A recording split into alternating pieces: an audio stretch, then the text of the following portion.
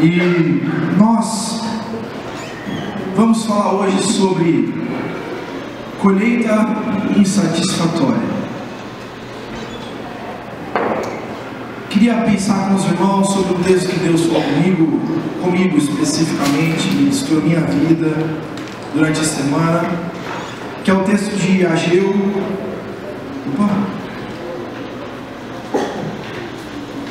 Mexer com o slide está errado.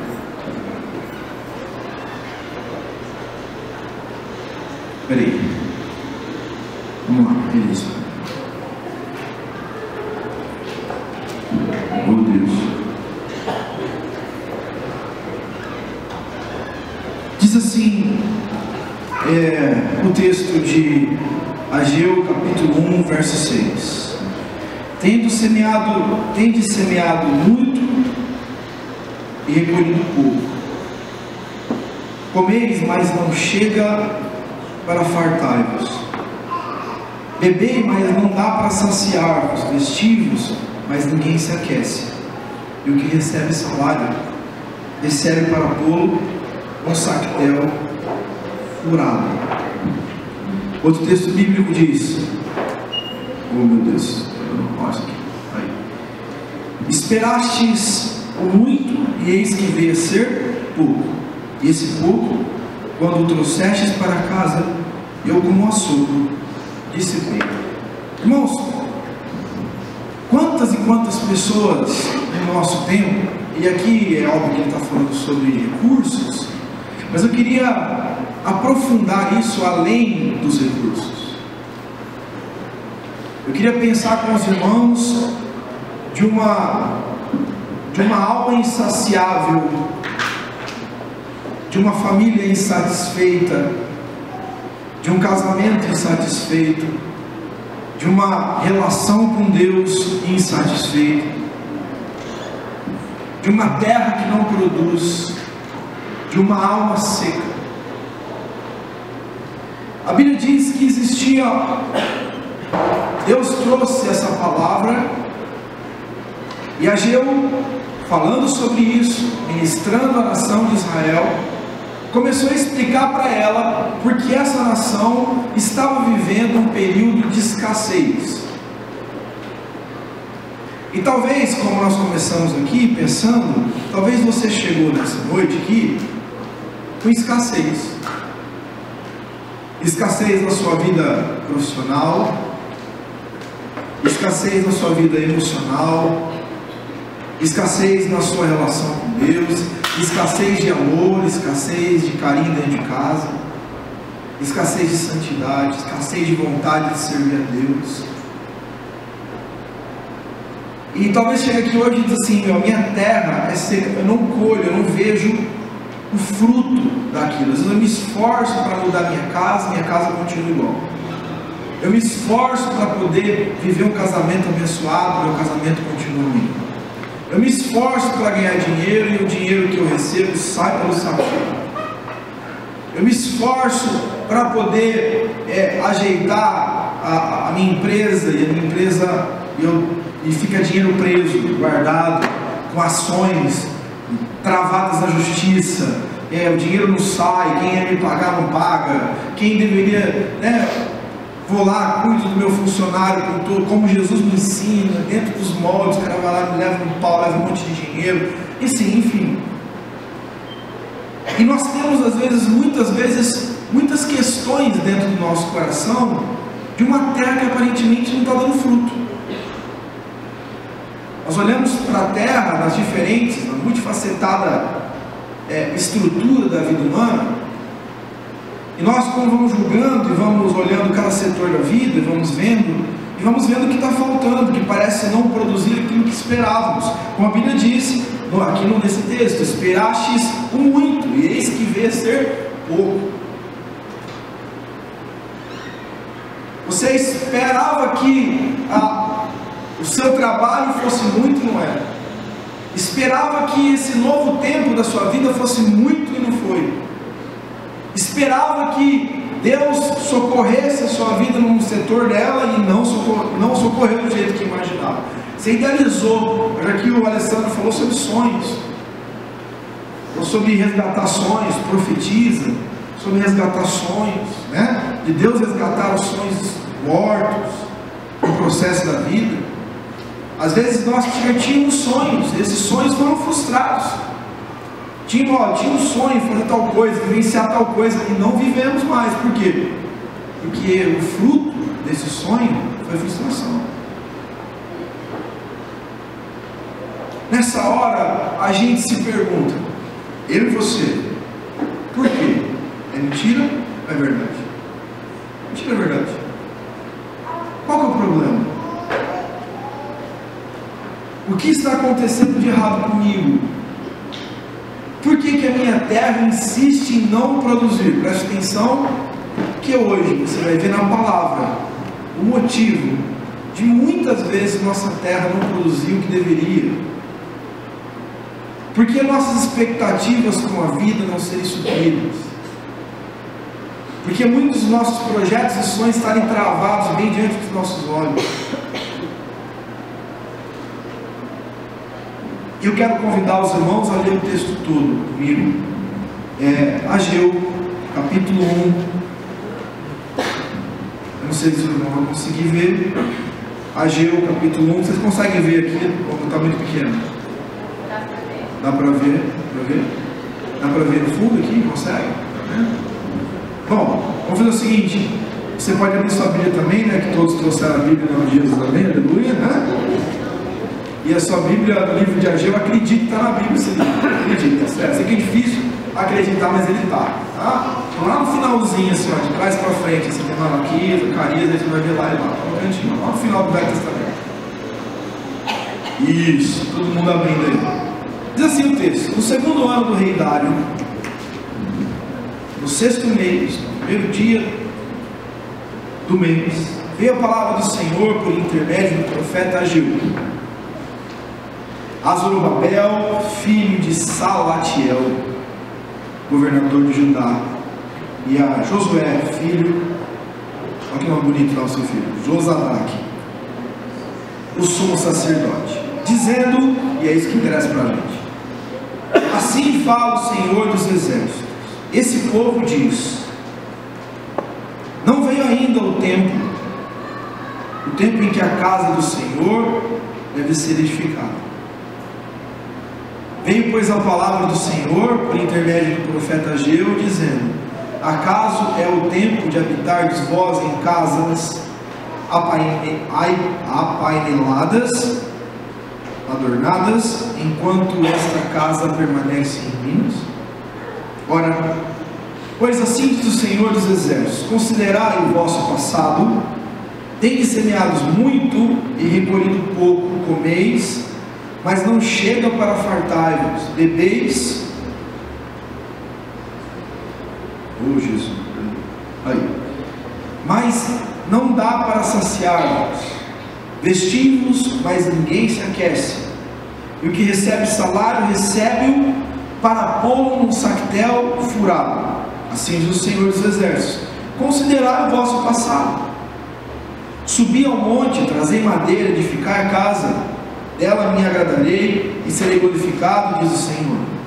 Esperastes o muito, e eis que veio a ser pouco, e esse pouco, quando trouxeste para casa, eu com assopro dissipei. Agora preste atenção, ele pergunta: por quê? Diz o Senhor dos exércitos: por causa da minha casa, que permanece em ruínas, ao passo que cada um de vós corre por causa da sua própria casa. Por isso, o céu sobre vós retém o seu orvalho, e a terra os seus frutos. Fiz vir a seca sobre a terra e sobre os montes, sobre o cereal, sobre o vinho, sobre o azeite, e sobre o que a terra produz, como também, já passou aqui, né?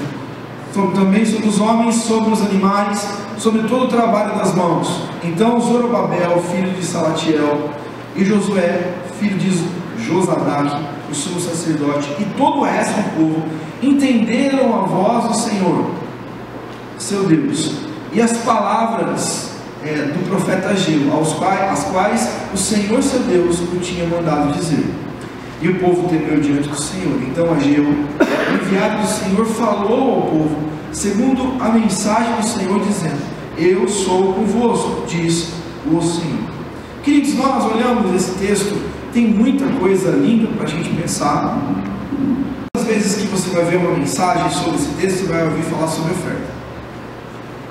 Eu quero pensar sobre uma perspectiva mais aprofundada desse texto. Primeiro, é a frustração e a relação que muitas vezes estabelece entre Deus e a frustração do não acontecer, a frustração da expectativa pelo muito. Veja que aqui Deus não está falando de pessoas incrédulas que não criam. Ele estava falando de gente que cria, que viria muito, que cria que as coisas seriam acertadas, que tinham um pensamento, segundo o mundo, positivo, um pensamento que talvez na linguagem do The Secret, o segredo lá que foi muito famoso há muito tempo atrás, ele tinha um pensamento de fé, que gerava coisas, pelo poder da mentalização. Eles tinham isso, e isso é uma lógica, isso é uma balela no uso da palavra, porque nós criamos pela fé, não pela nossa cabeça.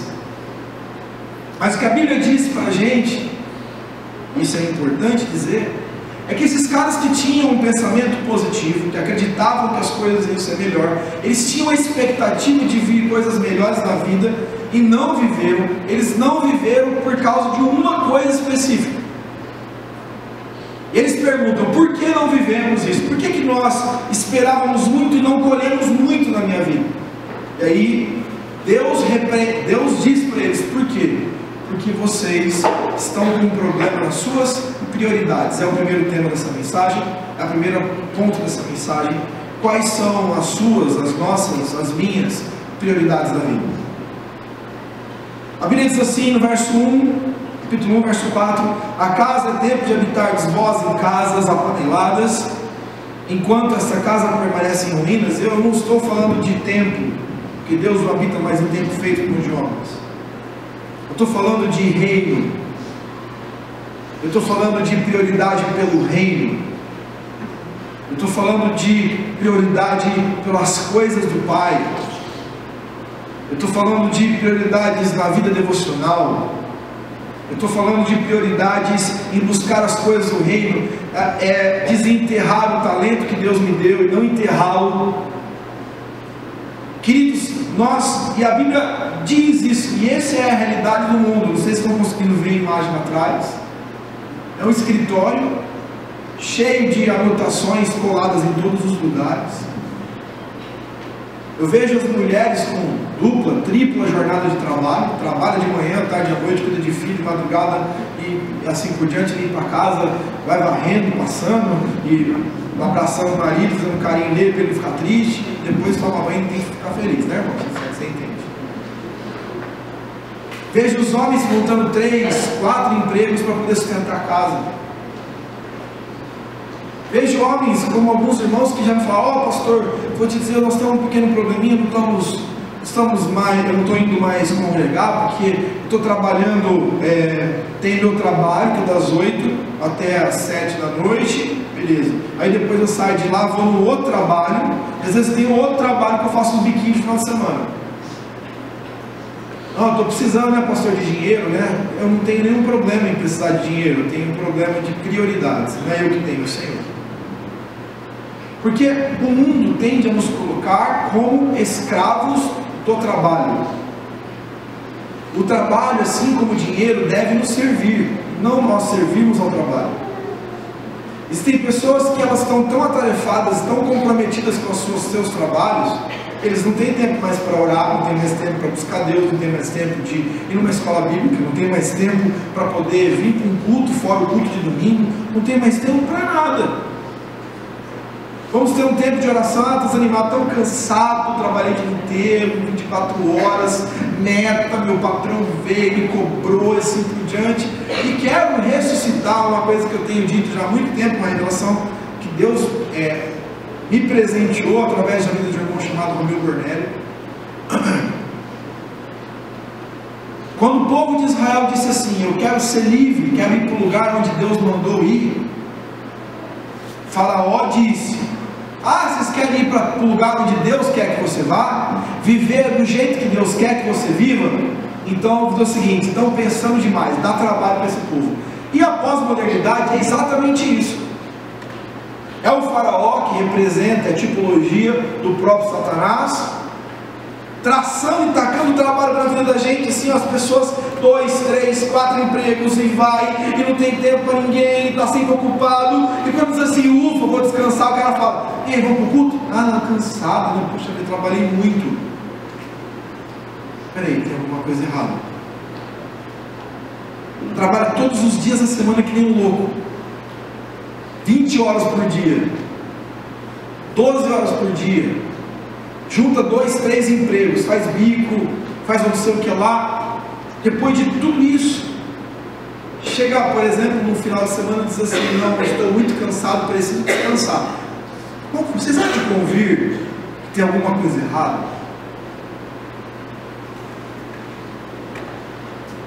Eu tudo que, eu não sei se vocês, existe um cara chamado Foucault, um sociólogo que escreveu Corpos Dóceis. Ele fala que uma pessoa, quando ela é escravizada, ela tem ciência da escravidão. Quando ela nasce na escravidão, ela não discerne mais a escravidão, porque ela já nasce na escravidão, ela não sabe o que não é ser escravo. É certo os nossos filhos não terem os pais? É certo os nossos filhos serem criados por pessoas totalmente descomprometidas com eles? É certo você trabalhar nem um louco, maluco, para pagar a conta e não ter intimidade com seu marido ou com sua esposa? É certo você priorizar, já que você então está alocado todo o seu tempo, muito mais do que Jesus nos ensina a doar ao trabalho? É certo então, no momento como você apertou lá, esticou o trabalho, é certo você punir então o tempo que você teria de relacionamento com Deus, levando os filhos ao altar de Deus para aprender sobre questões de Deus? É certo a gente dizer que estamos cansados para fazer uma leitura ou uma oração com as nossas esposas, maridos, porque nós cansamos demais o dia inteiro, não temos tempo para poder orar com os nossos filhos, não temos tempo para dizer assim, o meu chamado e o meu dom é esse. Porque, irmãos, deixa eu dizer uma coisa para vocês, talvez os irmãos possam ter esquecido com o acúmulo de trabalho secular. Você tem um dom, e todo dom tem um propósito, não é edificar você, nem edificar a sua família, é edificar a igreja. Então todos nós fomos chamados, todos nós, não é os músicos, não é o pessoal da adoração, não é o pessoal do diaconato, não é o pessoal do presbitério, não é o pessoal pastoral, não é ninguém. Todos vocês têm um dom específico para servir no corpo.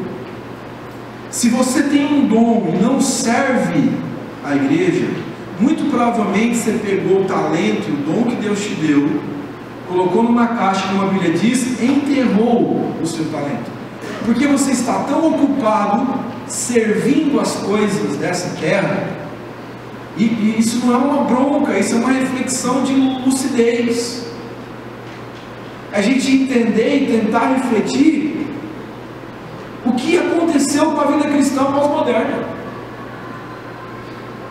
Eu sou de uma época, não querendo ser saudosista, que todas as minhas roupas eu estreava na igreja. Eu sou de uma época que faça chuva, faça sol, domingo eu estou lá. Isso é inaceitável para a minha construção religiosa, com experiência com Deus. Domingo é o mínimo que eu posso servir o Senhor. É um dia na semana que eu entrego para Ele. Eu vibrava. Eu chegava eu lembro quando a igreja presbiteriana independente, na qual eu me converti, fazia culto na nossa Tuba Clube, alguns de vocês aqui estavam na época lá comigo. A gente chegava, era 9 horas, começava a escola bíblica, tinha um culto com louvor, e depois nós tínhamos a escola bíblica.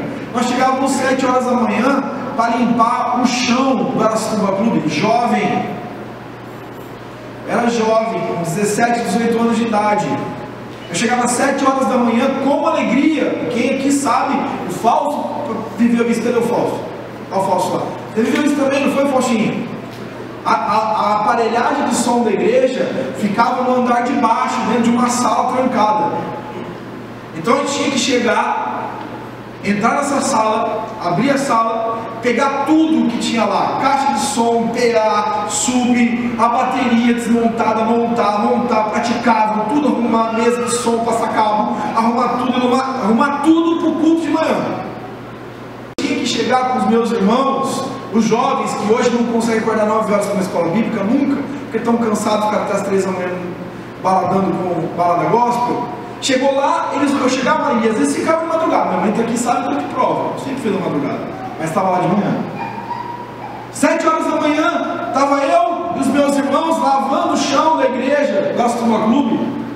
E como na época nós locávamos o local só para o domingo, no sábado à noite tinha festa. Então você andava assim, e os pés grudavam de cerveja, de uísque, de batidinha, de bituca de cigarro para todos os cantos, aquele lugar fedido. A gente trazia aqueles galões de material de limpeza e jogava, esfregava. Eu dizia assim, meu Deus, se hoje eu precisasse disso aqui, como que aconteceria isso?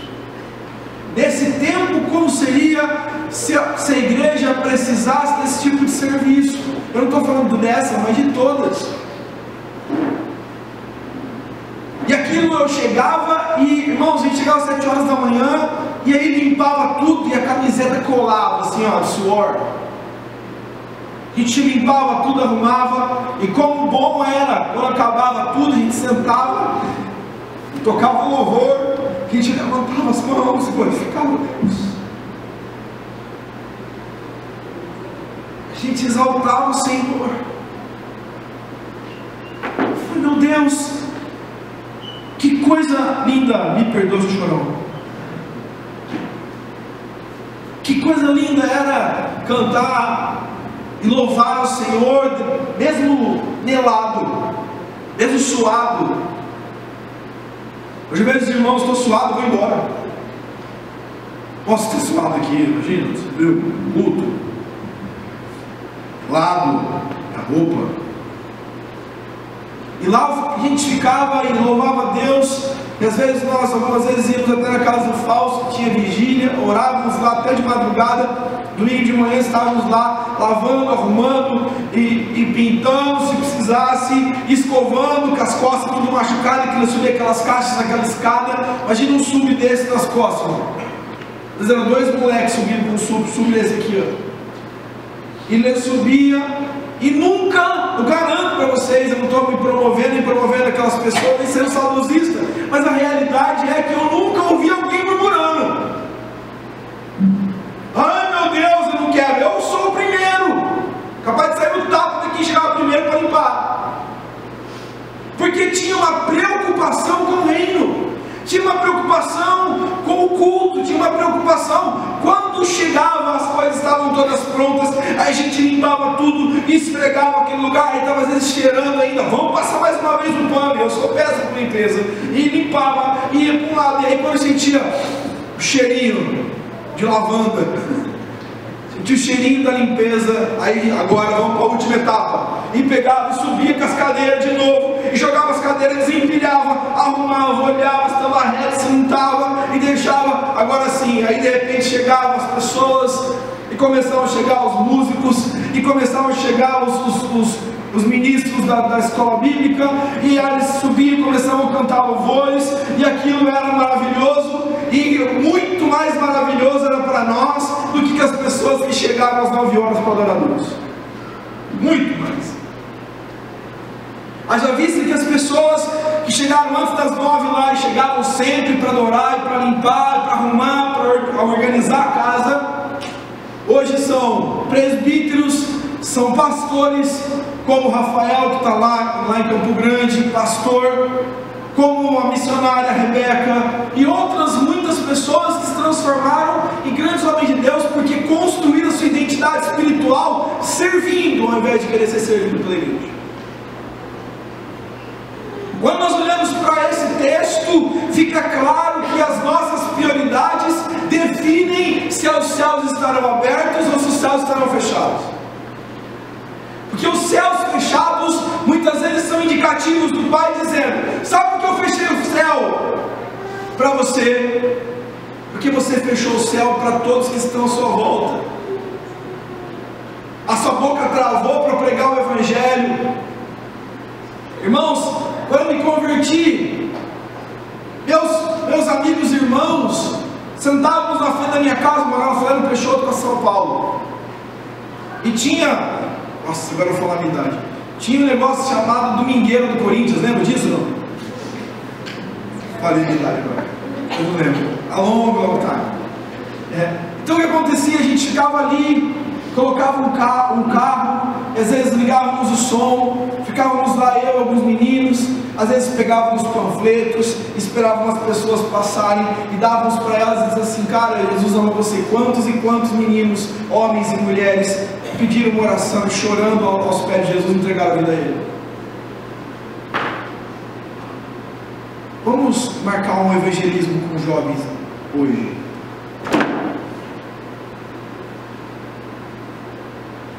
Mas eu vou falar de Jesus? Não. Mas vai lá sim, fala. Nós estamos vivendo um tempo, como foi profetizado pelo apóstolo Paulo, onde as pessoas, elas não querem ter compromisso com o reino. Elas acham que fazem demais quando elas não dizem. Como se elas pudessem terceirizar a responsabilidade ministerial delas pagando. Não pode. E a grande questão é que... aconteceu? Travou? Desligou? Não, voltou já. Ou não? Não voltou, foi o que eu disse. A grande questão é que existia um conflito. Existe um conflito hoje do eu e do reino. Vocês lembram do texto de Tiago, capítulo 4? Diz assim: pedis e não recebeis, porque pedis? Para o quê? Esbanjar os vossos próprios deleites. O foco é quem? Eu. O reino de Deus, o foco é onde? Reino. Se eu disser e falar assim: irmãos, vamos comer uma picanha? Ah, tomei sem dinheiro, mas vamos marcar. Ou vamos comer um cupim? Vamos comer, mas vamos. Aí eu falo assim: irmãos, tem um livro do Charles Swindoll chamado Eu, Servo. É maravilhoso. Custa R$30. Irmãos, já vim aqui muitas vezes assim, esse livro aqui. Eu não, diante de Jesus, talvez não caiba nas duas mãos o número de pessoas que se interessaram em perguntar, saber como que é para poder comprar o livro. Afinal, estamos apertados. Afinal, não tenho tempo para ler. Afinal, o dia cada vez fica mais curto, tanto trabalho. Eu tenho tanto trabalho, não posso estar trabalhando, metas, trabalho. E a minha oração a Deus, eu acho que essa deve ser a nossa oração. O Senhor tem prazer que percamos toda a nossa saúde trabalhando, e percamos a vida inteira trabalhando que nem loucos para não suprir as nossas necessidades? Entende o que eu quero dizer? Se você pegar a sua Bíblia, livro de Timóteo, 2 Timóteo, como hoje estudamos, o apóstolo Paulo ensina ao jovem Timóteo, frágil nas suas paixões, no ímpeto da mocidade, a seguinte coisa: não deseje ficar rico. É a Bíblia que diz. Porque muitos nessa missão afogaram-se na sua própria ganância. Provérbios diz assim: o dinheiro, quem ama o dinheiro nunca se farta. O cara tem 2.000, quer 5, quem tem 5, quer 50, quem tem 50 quer 500, quem tem 500 quer 1 milhão, quem tem 1 milhão quer 20 milhões.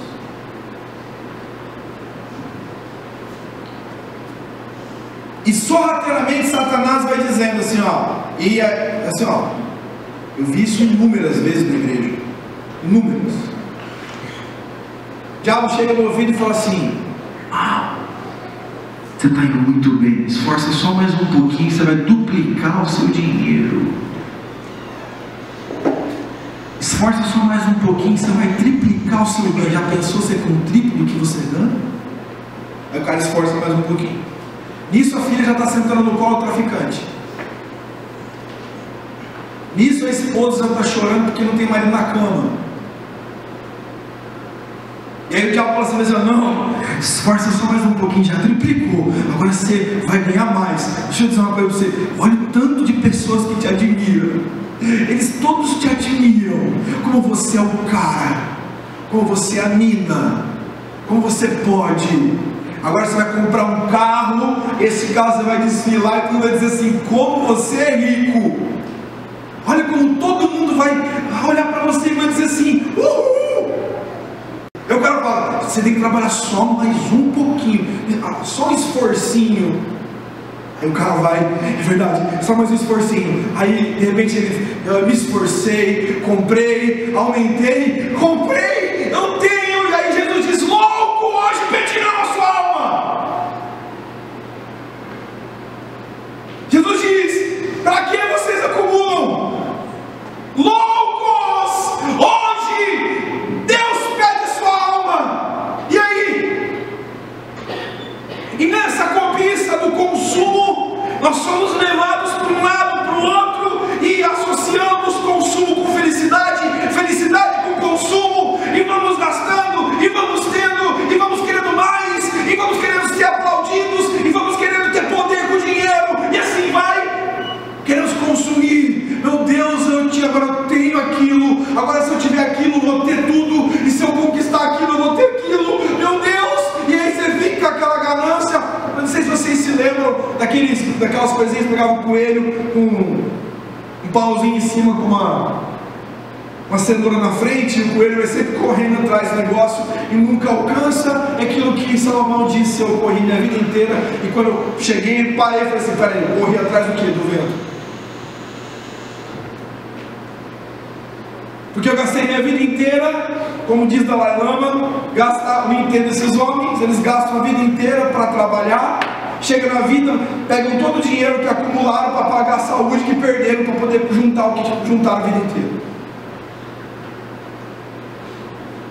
Jesus diz para aqueles homens, para a nação toda: sabe por que eu travei uma hora da sua vida? Sabe por que eu travo vida? É porque a prioridade da sua vida deixou de ser eu.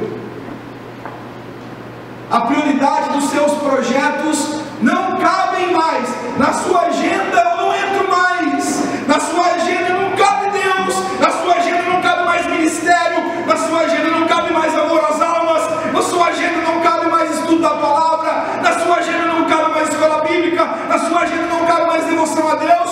Por isso eu travei o céu. Porque nas suas prioridades eu não entro mais. Eu posso até entrar em algumas prioridades, mas não são, e não é a primeira. E aí a Bíblia nos ensina, em Mateus 6,33: buscai não segundamente, não buscar em segundo lugar, não buscar em terceiro lugar. Eu não estou falando de igreja, eu não estou falando de instituição, eu estou falando de chamado, eu estou falando de vocação. Eu não estou falando vem aqui e fica servindo a Deus aqui na igreja. Não é isso que eu estou falando. Aqui não é igreja, aqui é só templo. Eu não estou falando disso, eu estou falando de mais do que isso, estou falando de vocação. Se Deus, o apóstolo Paulo diz, Cristo morreu e ressuscitou, concedeu a nós, cada um de nós, a vida eterna e nos vocacionou para o seu chamado. Qual o chamado? Irmãos, você tem um chamado, e o seu chamado não é vir ao culto de domingo. Você pode ficar chateado comigo e dizer assim: eu vou em outra igreja que prega sobre prosperidade e que faça eu sair de lá mais feliz, acreditando que é só expulsar o demônio que resolve minha vida. Mas não é.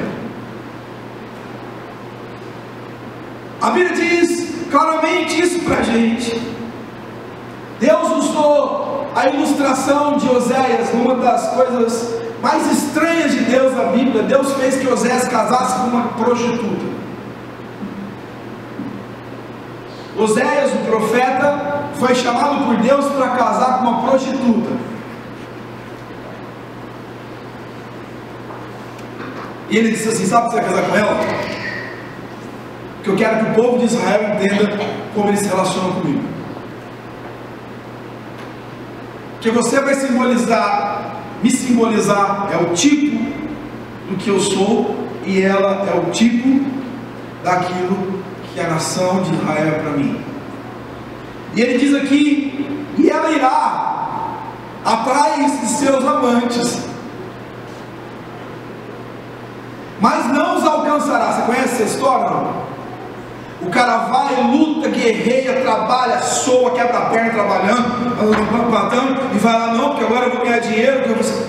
Você conhece essa história? Ele vai atrás dos seus amantes, amante do mundo, amante do dinheiro, amante da lascívia, amante da prostituição, amante da imoralidade, amante dos prazeres desse mundo. E aí sabe o que acontece? Ele encontra. Ela não vai encontrar. E a Bíblia diz: e buscar-as, mas não o acharás. Não vai achar. Então ela dirá, essa amante que representa, no nosso caso, a igreja de Jesus. Então a pessoa dirá: ir-me-ei e tornar-me-ei ao meu primeiro marido, porque melhor me iria então do que agora. Por que Deus não permite que nós encontremos nossas amantes? As amantes de um coração que colocou amor em outra coisa que não era o reino. Porque Ele tem intenção de retomar a nossa aliança, de trazer para si de novo aqueles que Ele chama de noiva, uma noiva apaixonada por Ele, e Ele é apaixonado pela noiva. Segunda coisa que nós vemos, e o texto é: lembrai-vos de onde caíste. Estou citando, obviamente, o texto de Apocalipse 2, quando o Senhor fala com a igreja de Éfeso, Ele diz: olha, eu vejo o seu trabalho pra caramba, mas você perdeu o que? O primeiro amor. Em contra ti que deixaste. Veja bem, a palavra nem é certa perder. Você deixou, você optou por uma outra coisa que não era o primeiro amor. O amor não era o primeiro, ele se transformou em amor secundário. Então, como você optou pelo outro amor, eu tenho contra ti que você deixou a priorização do amor ao Pai.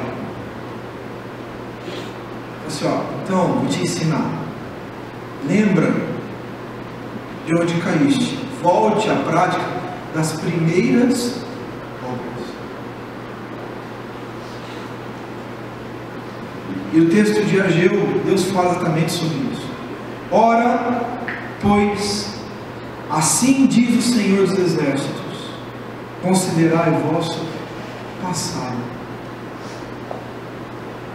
da onde Deus os tirou, de todas as obras e façanhas da mão de Deus por nós, de todos os livramentos que conhecemos e que não conhecemos. Lembremos. Às vezes nós precisamos olhar para o passado. Eu não sei se você já teve a oportunidade de contar o testemunho para você mesmo. Já contou o seu testemunho para você mesmo? Para um dia na sua casa, faça esse exercício. Conte o testemunho da sua vida com Deus para você mesmo. Se prepare para chorar diante dele. Se prepare para lembrar de cada momento que Deus falou contigo, te resgatou, te protegeu, fez um milagre na sua família, fez um milagre para dentro do seu coração, curou você de alguma coisa. É fácil. Lembre-se, quando curou seu filho, sua filha, seu neto, sua neta, quando trouxe para você razão para viver. 3. Ele diz, então, para você que lembrou, oh meu Deus, suba ao monte e oferece o sacrifício. Ageu capítulo 1, verso 8 diz: subi ao monte, trazei madeira, edificai a casa, e dela me agradarei e serei glorificado, diz o Senhor. Sabe, queridos, se alguém deseja servir a Deus, talvez isso seja uma das coisas mais repelentes do Evangelho para o homem natural, é compreender que Deus exige de nós um amor, planeja para nós um amor a Deus acima do amor que temos pelos nossos queridos, amados parentes. Deus chamou Abraão, levou para o altar e disse assim: entregue o seu filho amado naquele altar. Abraão se transformou no Abraão que é, porque um dia ele disse assim: entre meu filho e Deus, eu prefiro Deus. Porque, irmãos, a grande dificuldade do homem natural entender essa verdade, sabe qual é? É que nós achamos que se eu amo meu filho aqui e amo Deus aqui, eu estou diminuindo o amor pelo meu filho. Não. Quanto maior o amor que eu tenho por Deus, mais alto, mais profundo e mais sublime é o amor que eu tenho pela minha família. Quanto maior o amor que eu tenho pelo Pai, mais alto fica a minha capacidade de amar aqueles que estão à minha volta. Quanto menos eu amo Deus, mais egoísta eu sou, mais condicional o amor que eu apresento para as pessoas que estão à minha volta. Por isso que Jesus nos explica isso em Mateus 10, Mateus 10, verso 37. Quem ama o pai ou a mãe mais do que a mim não é digno de mim. Quem ama o filho ou a filha mais do que a mim não é digno de mim. Isso pira ou não pira o homem racional ou humano? Irmãos, não sei vocês, mas eu tenho quase certeza que todos vocês aqui morreriam pelos seus filhos. Tenho certeza que se você pudesse optar entre ser sua filha e vocês, você não pensaria. Você não pensaria, tipo, quem vai ser? Vai ser eu ou vai ser meu filho? Não, velho.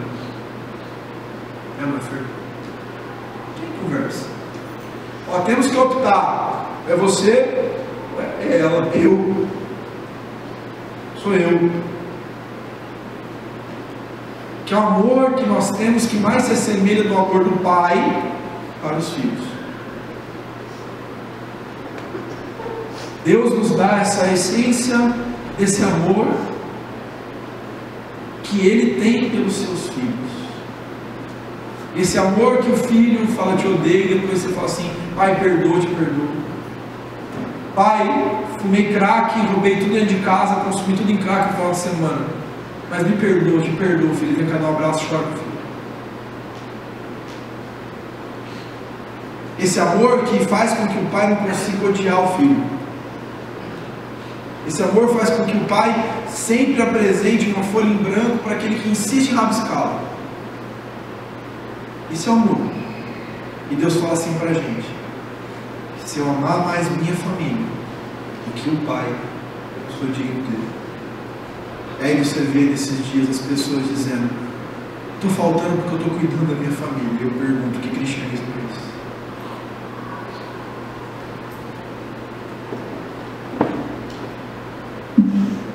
Quarto e último,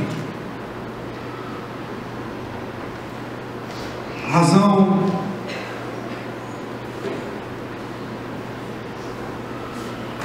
razão é a problema das nossas causas, nossos problemas, é a razão desse problema, está errado aqui, slide, é a não priorização das coisas espirituais de maneira muito clara e objetiva. Os nossos filhos empobrecem espiritualmente dentro da igreja porque nós não fazemos os nossos filhos igreja. Os nossos casamentos empobrecem e viram pedras de gelo, porque nós entendemos que o fogo que nós precisamos não é de filme pornográfico, é de Cristo na cama. A nossa família se dissolve diante dos nossos olhos, porque nós insistimos em trazer o humanismo para dentro de casa em vez de trazer o Evangelho. Nós dizemos que cada vez falta mais tempo para o Senhor, porque nós gastamos todo o nosso tempo conosco mesmo. Você quer ver uma coisa? Quando você vai para a exposição com 50 reais, você acha que é muito? E quando você oferta, você acha que é uma boa oferta?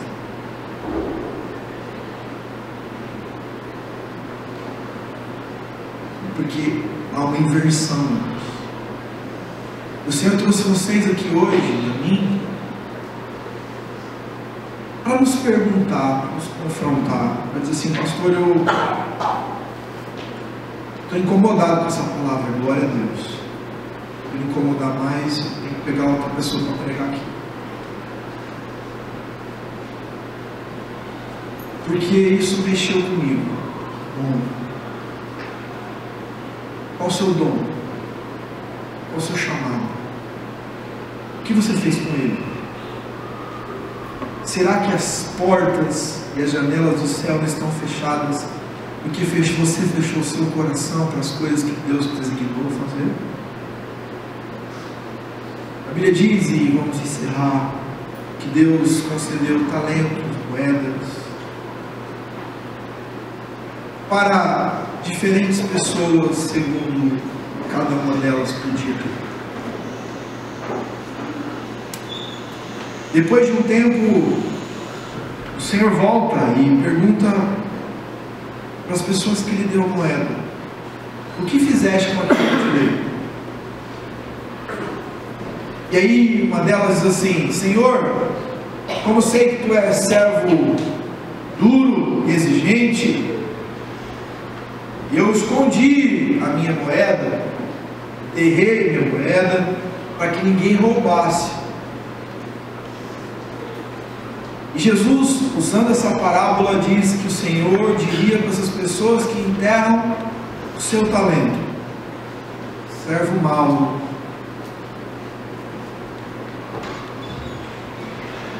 até o que eu te dei, será? Essa comunidade aqui, esse grupo de pessoas que está aqui hoje, se cada um de nós entendermos para que fomos chamados e nos dedicarmos ao chamamento que temos e recebemos, Araçatuba não vai ser a mesma. Se cada uma das pessoas que estão aqui, não é discurso não, panfletário não. Jesus pegou 12 homens. Vocês não sabem ler, não sei. Não são cultos, não são. O que você sabe fazer? Pescar tilápia. Beleza. Eu vou ensinar vocês a serem e fazer a coisa mais linda no reino de Deus. Vocês vão ser pescadores de homens. Cada um tem um talento aqui, irmãos. Tem gente que é chamado para ser mestre. Tem gente que é chamado aqui para servir. Outros são chamados pela fé, para serem, viverem na fé, o dom da fé. Outros são mensageiros do dom do amor. Outros têm palavra de sabedoria. Outros têm palavra de conhecimento. Outros ainda vão fazer milagres, sinais, como diz, está escrito na palavra. Mas sabe onde estão os maiores avivalistas, os maiores crimes? Onde os maiores avivalistas inúteis estão? No cemitério. Eles enterraram o dom antes de enterrarem seus próprios corpos. Você e eu temos um chamado, temos uma função nesse grupo. Deixa eu dizer para vocês, essa comunidade aqui precisa de você. Pastor, você não sabe quem sou eu sou o capeta, não tem importância. Ele abundou o pecado, sobreabundando a graça de Deus. E Deus vai te usar para a edificação desse corpo. Ah, mas você não sabe o que eu estou fazendo, eu estou desviado. Não, vem para cá para o púlpito, chora aqui diante de Deus. Diz assim: eu me arrependo dos meus pecados. E comece a sua vida. Deus jamais levará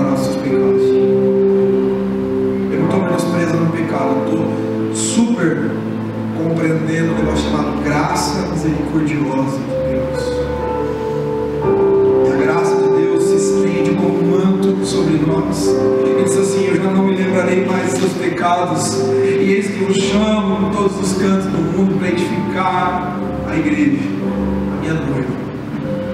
Cada um de nós aqui temos uma função. Quando eu digo não faço, o corpo perece. O corpo perece porque alguém deixou de fazer.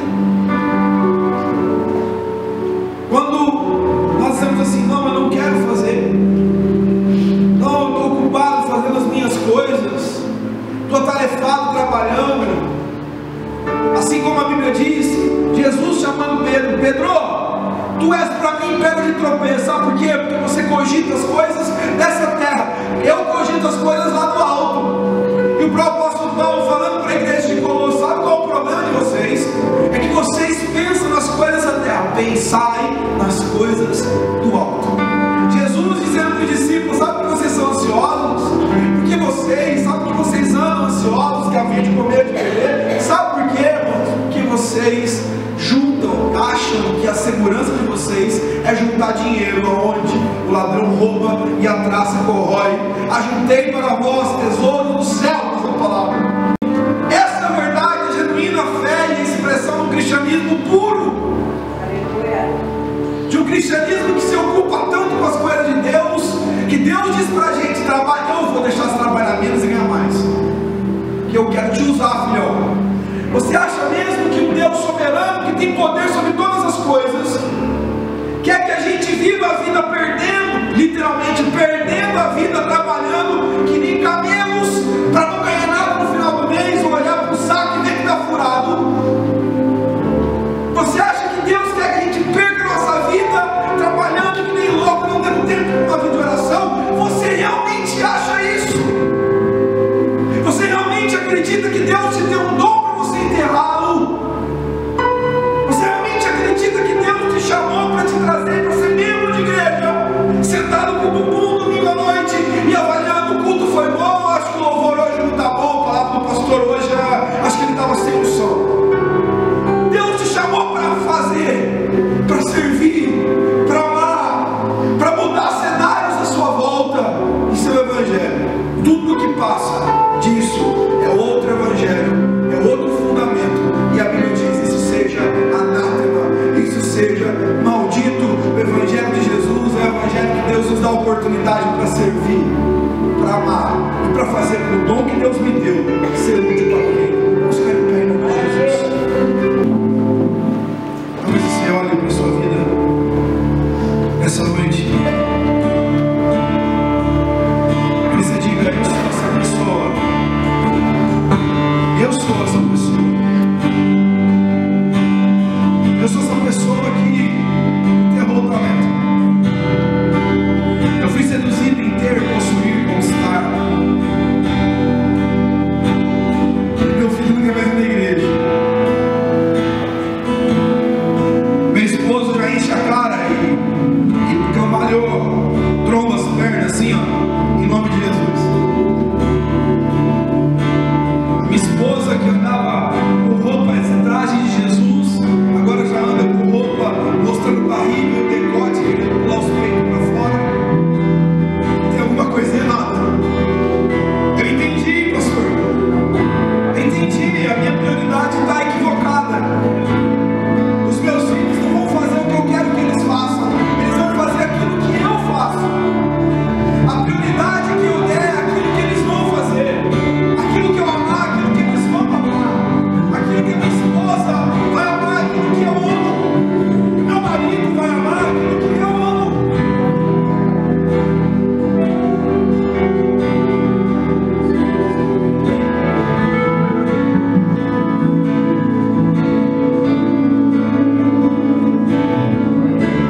O Senhor está aqui nessa noite.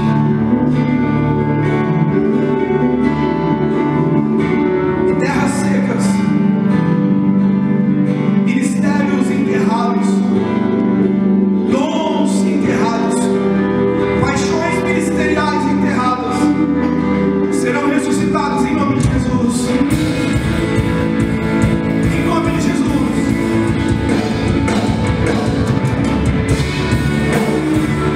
O Senhor nos trouxe nessa noite aqui para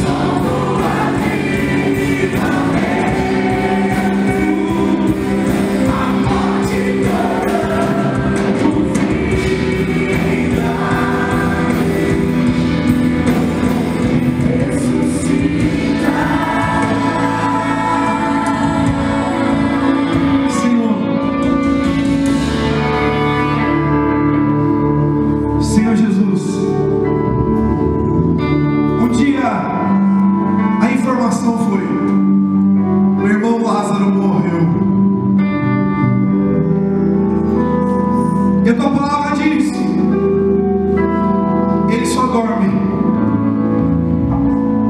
E a Bíblia diz que o Senhor pediu: retire a pedra. E o Senhor disse: Lázaro, vem para fora. E aquele corpo em putrefação, cheirando mal depois do terceiro dia, mesmo enrolado em faixas, sai da tumba, assim como o meu, o seu, o nosso chamado nessa noite. Nessa noite Deus ressuscita Lázaro nesse lugar. E chamamentos, ministérios, chamados, hoje são retirados do sepulcro da morte, retirados e chamados da morte para a vida. E mesmo que ele saia de lá cheio de faixas e ataduras, ele sai para a vida. Levante as suas mãos e diga assim: Senhor Jesus, Senhor Jesus, nessa noite eu entendi que não dá para brincar de Jonas. O seu chamado prevalece na minha vida. Perdoe as minhas desculpas. Perdoe as minhas desculpas. Nessa noite eu decido buscar primeiramente o reino de Deus e a sua justiça. E eu sei que todas as demais coisas me serão acrescentadas. Só aqueles que creem, por favor, aplauda aquele que chamou, designou e abençoou a sua vida. Aplauda ele. Nós chamamos Jesus. O Senhor não desiste de nós. Obrigado, Jesus. O Senhor não desiste de nós.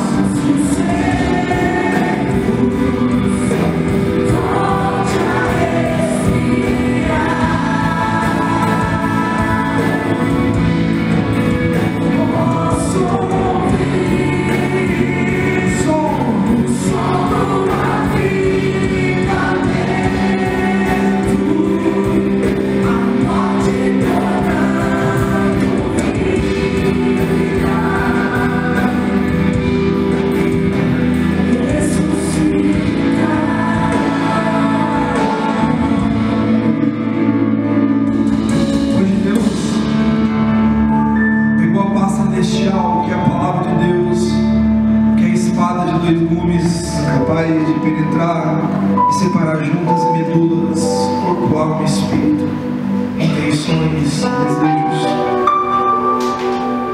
E com esse bisturi espiritual, ele tirou para fora aquilo que enterramos. Eu creio, irmãos, e quando eu vim para cá, eu tinha essa convicção no meu espírito. Durante essa semana, esse culto não ficaria aqui.